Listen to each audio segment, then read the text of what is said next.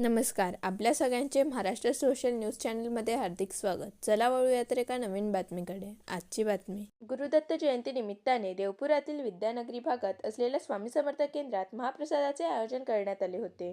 यावेळेस हजारो भक्तांनी महाप्रसादाचा लाभ घेतला. या संदर्भात अधिक माहिती केंद्र प्रमुख कल्पेश थोरात यांनी दिली. दर सालाप्रमाणे श्री स्वामी समर्थ मंदिरात देवपूर येथे दत्त जयंतीचा उत्सव मोठ्या प्रमाणात साजरा होत असतो. दरवर्षाप्रमाणे 28 नोव्हेंबर रोजी सर्व 511 लोक पारायणाला इथं बसलेले.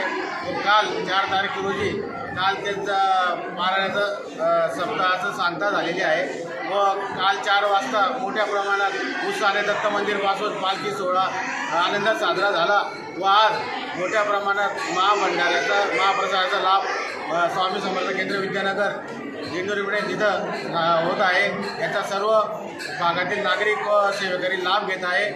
त्याबद्दल सर्वांचे आभार. श्री स्वामी समर्थ. बातमी आवडल्यास चॅनलला लाईक व सबस्क्राईब करा व दररोज अशा नवनवीन बातम्या पाहण्यासाठी चॅनलला फॉलो करा. धन्यवाद.